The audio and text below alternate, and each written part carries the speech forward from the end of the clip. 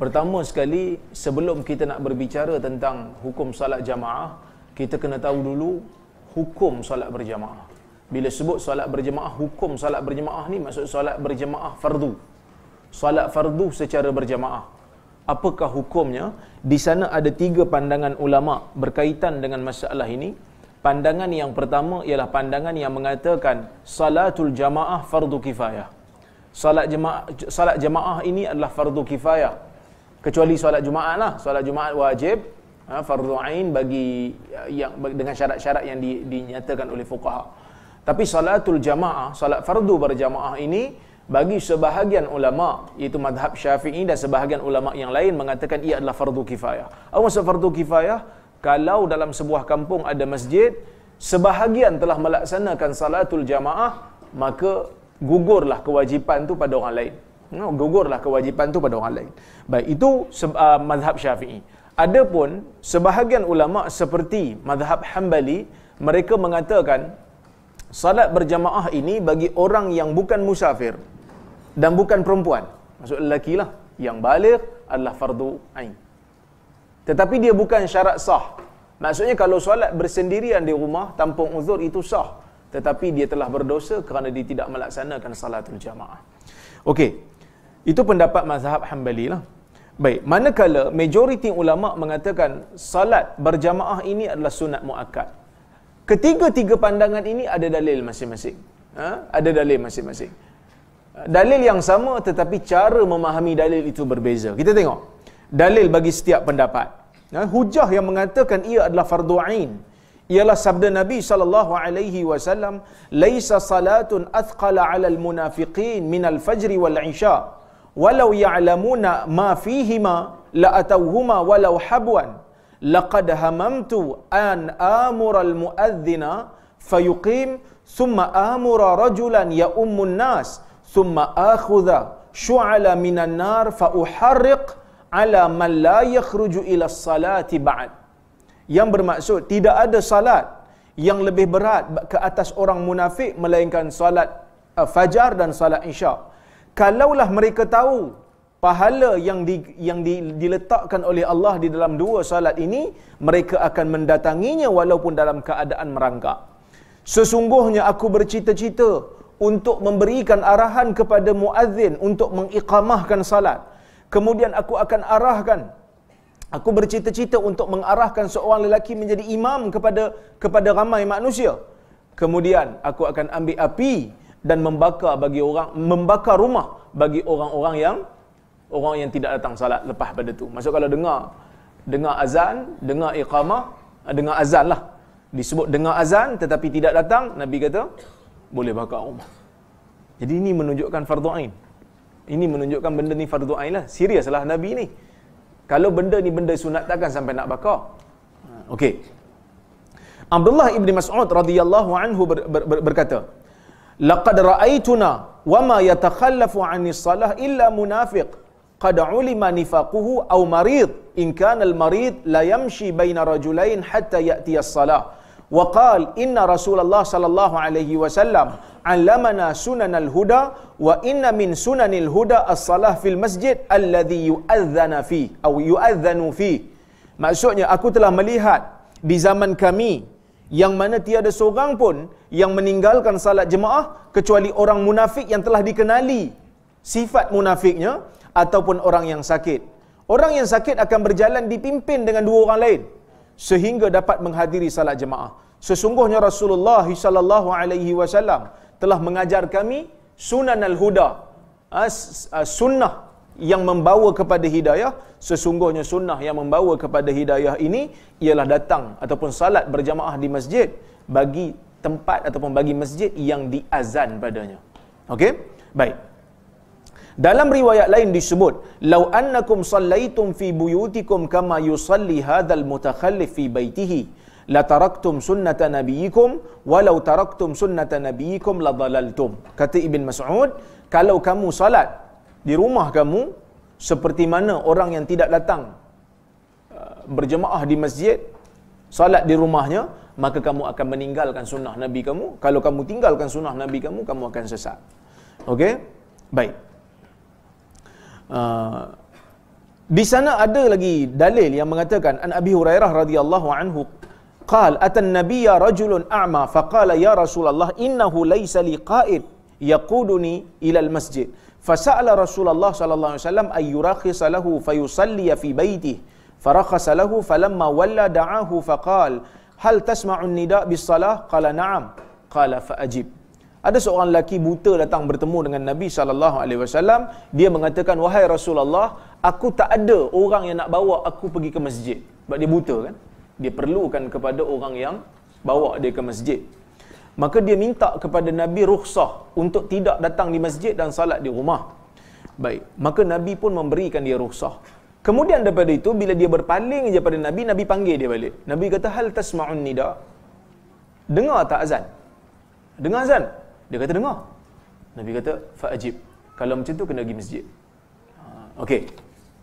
Semua dalil-dalil ni menunjukkan salat berjemaah di masjid tu bagi lelaki yang baligh yang bukan musafir adalah wajib. Okey. Dalilnya apa? Nabi SAW ingin membakar rumah orang yang tidak hadis salat berjemaah. Dan ada hadis tadi kata meninggalkan salat jemaah ni adalah sifat orang munafik. Sifat orang munafik. Manakala dan juga Nabi SAW tidak memberikan rukhsah kepada lelaki buta. Ada satu lagi dalil yang digunakan oleh mazhab ni, dia kata kalau salat berjemaah ini tidak gugur walaupun dalam perang, apatah lagi dalam keadaan tak perang. Kan? Dalam perang pun kan ada salat khauf kan? Salat berjemaah dalam keadaan perang. Jadi kalau tak perang, takkan tak ada salat jemaah? Okey, itu dalil yang mengatakan ia fardu ain lah. Baik. Daripada Abdullah bin Umar radhiyallahu anha, Nabi SAW bersabda, ini dalil yang mengatakan ia bukan fardu ain. Nabi kata salatul jamaah afdal min salatil fadh bi 27 darajah. Salat berjamaah afdal berbanding solat bersendirian 27 kali ganda. Bismillah. Para ulama kata, kalau solat bersendirian itu kalau solat berjemaah itu wajib, dah tentu Nabi tak buat ayat seperti ini. Kerana bila kita membandingkan di antara dua benda dan kita kata antara dua ni afdal berbanding ini, menunjukkan kedua-duanya ada fadilat. Betul ke tak betul? Satu benda ada fadilat, satu benda ada fadilat. Bila kita nak bandingkan, kita kata antara ni dengan ni, betul, dua-dua ada fadilat, tapi ni afdal daripada ni. Ni bagus lagi, banyak lagi fadilat banding ni. Maksudnya, bila Nabi kata salat berjemaah lebih afdal daripada salat bersendirian sebanyak 27 kali ganda, maksudnya salat bersendirian ada fadilat. Kalau benda tu maksudnya berdosa, mana ada fadilat? Jadi ini yang digunakan oleh mazhab Syafi'i yang mengatakan sebenarnya salat berjemaah di masjid ini bukanlah fardu ain. Dia bukan fardu ain. Kemudian salatul jama'ati afdal min salati ahadikum wahdahu bi 25 juz'a. Dalam riwayat Muslim dengan lafaz yang lain, Nabi kata salat berjemaah lebih baik daripada salat salah seorang daripada kamu secara bersendirian sebanyak 25 kali ganda. Ini clear bukti bahawasanya solat bersendirian, solat berjemaah di masjid itu bukan fardu ain. Apa yang menunjukkan ia fardu kifayah? Bila dia kata ini bukan fardu ain, sebab ada fadilat juga solat seorang-seorang ni. Cuma dalil Nabi yang sebelum-sebelum ni, yang Nabi kata nak bakar apa semua ni, kan, yang Nabi kata nak bakar apa semua ni, ini sifat orang munafik, dia kata. Orang tu munafik sebab tak nak datang salat. Itu satu. Dan yang keduanya dia kata nak menunjukkan benda tu mesti ada dalam sebuah negeri, dalam sebuah kampung yang ada masjid, jangan dibiarkan masjid tu kosong. So sebab tu dia kata fardu kifayah. Buktinya adalah hadis berikut. An Abi Sulaiman qala an Malik ibn al-Huwairith qala atayna an-nabiyya sallallahu alaihi wasallam wa nahnu shababatun mutaqaribun fa aqamna indahu 20 lailah fa dhanna anna ishtaqna ahlana wa sa'alana amman tarakna min fi ahlina fa akhbarnahu wa kana rafiqan rahima faqala irji'u ila ahlikum fa'allimuhum wa murruhum wa sallu kama ra'aytumuni usalli wa idha hadaratis salah falyu'adhdhim lakum ahadukum thumma liya ummakum akbarukum. Ini hadis riwayat Muslim. Daripada Abi Sulaiman, daripada Malik bin Huwairith, katanya kami mendatangi Nabi sallallahu alaihi wasallam dalam keadaan waktu tu kami ni pemuda yang umur hampir sama. Maksud hampir sebayalah umur kami. Baik, kemudian baginda menyangka yang kami ni sudah rindu kepada keluarga kami.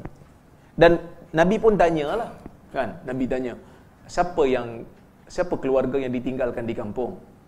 So Nabi ni ambil berat jugalah dengan sahabat dia. Dia ambil berat juga. Kemudian kami bagi tahu, wa kana rafiqan rahima, dia merupakan teman yang baik, teman yang sangat bertimbang rasa. Faqal, kemudian Nabi kata, irji'u ila ahlikum, pergilah balik ke keluarga kamu. Pergi balik. Fa'allimuhum wa murruhum. Pergi ajar mereka salat dan ajar mereka salat dan ajak mereka salat. Bukan ajar saja lepas tinggal, ajar dan ajak. Okey.